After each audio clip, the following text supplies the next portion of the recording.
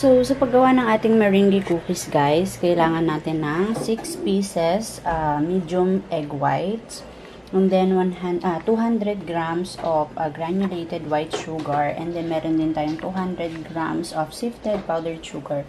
So, itong mga to, optional lang naman itong mga to, sprinkles, and then you can choose any color that you like. Meron din ako ditong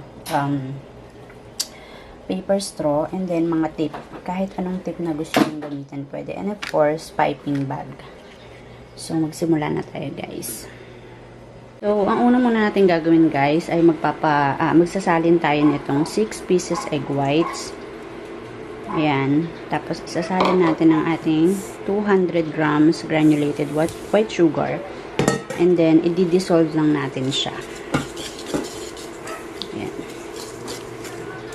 I-dissolve lang natin siya doon. So, ngayon guys, nagpakulo na tayo ng tubig. Ayan, para sa ating double broiler. And then, ipapatong natin itong ating egg whites and sugar mixture. Okay, so, kailangan hindi matatouch nung water yung ating ipapatong na kaserola or bowl. Ayan, so, i-dissolve lang natin siya. So, dapat continuous stirring tayo, guys, hanggang ma-dissolve ang ating sugar doon sa ating egg whites. Ayan.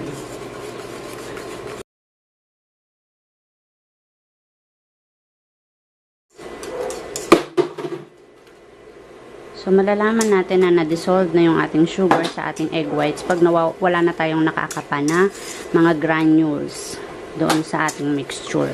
So, pwede na to. Tanggalin na natin sa ating double broiler.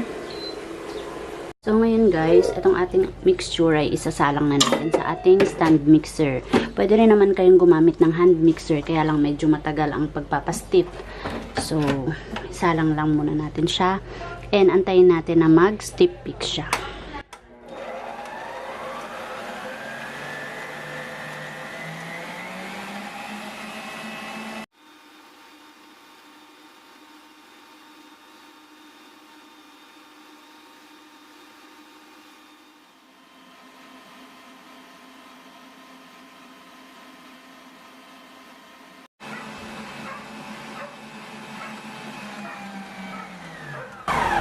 So, ngayon guys, i-check muna natin siya kung stiff na siya. Ayan. So, soft peak pa lang siya.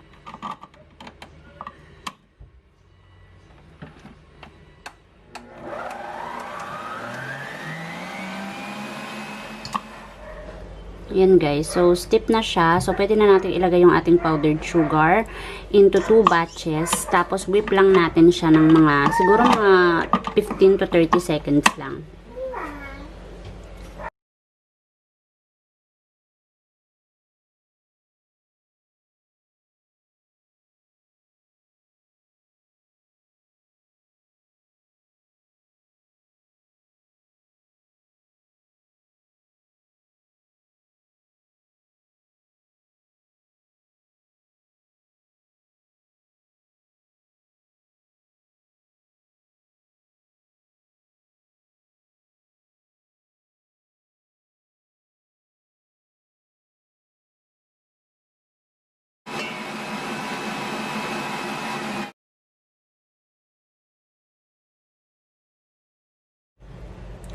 So, ayan, pwede na yan guys, na incorporate na natin ang ating sugar.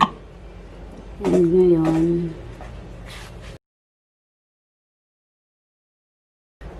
isasalin na natin siya. Lalagyan na natin siya ng color and isasalin na natin siya sa ating mga piping bags. So, ngayon guys, i-divide nyo siya kung ilang parts ang gusto ninyo. Kung ilang kulay ang gagawin ninyo. So,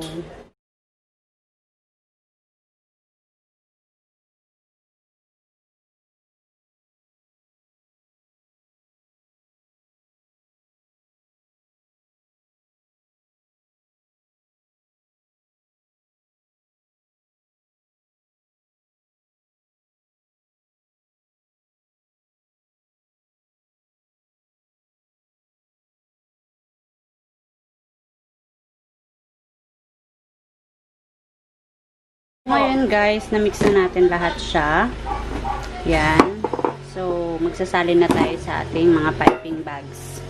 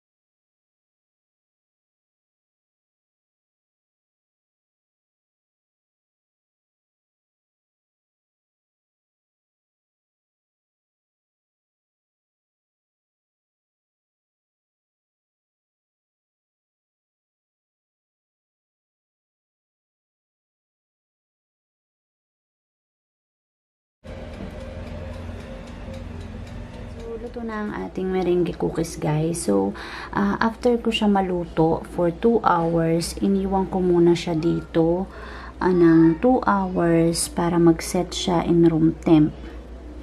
Ayan. Kasi pag masyado siyang nilabas nyo siya agad, pwedeng bumagsak. Actually, yung iba medyo nasira na. Ayan. Dito. Ayan, kung makikita nyo, medyo may mga crack siya. Hindi siya ganun ka-perfect ngayon. So, ayan. Pero madali siyang tanggalin sa parchment paper. Ibig sabihin, okay yung pagkakaluto niya. Ayan. So, maganda pa rin naman siya guys. And ito yung sa taas natin. Ayan, yung sa taas natin guys, perfect siya. Ayan, nakita niyo naman. Ang dali natin tanggalin. Ayan. So, malalaman mo na luto na yung meringue mo pag madali na siya matanggal. Actually, yung nag-melt na yun, guys, it doesn't mean hindi siya luto. Bali, nag-crystallize lang yung sugar. Ayan. Perfect talaga siya, guys. Ayan. So, pwede na natin yan ilagay sa mga cakes natin or ibigay sa mga bata. Ito naman yung first batch ng ginawa ko kagabi. Ayan, sobrang ganda ng mga color.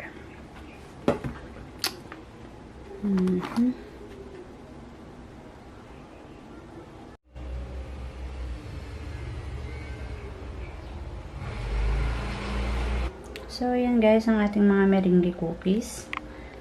Ayan. So, thank you guys for watching and sana ay may natutunan po kayo dito sa aking munting tutorial. Bye! So guys, malalaman nyo na luto na yung meringue cookies nyo pagka madali na siyang tanggalin sa baking paper or sa, ayan, halos hindi na dumidikit. Ayan o. Ito, ayan. So, luto na yung mga yan. Super nice niya guys. So, ay sorry. Nakikita. Ayan. Sobrang crispy. Agad-agad nagbe-break. Pero, masarap din siya.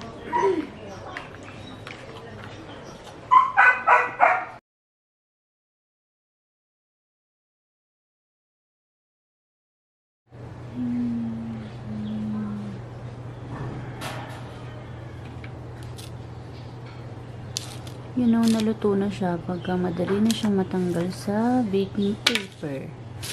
Ayan, so ito guys, kahit store mo siya sa room temp, hindi siya magme-melt.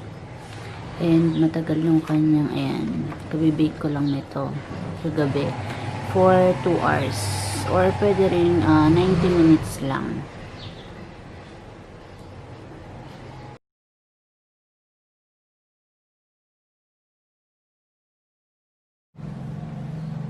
So, ayan na yung ating mga gawang meringue cookies, mga besh. Yan, store nyo lang sila at room temp at hindi yan malulusaw agad-agad. Usually, mga 2 weeks ang tinatagal nito. Shelf life niya. Ayan. Thank you so much for watching. Bye!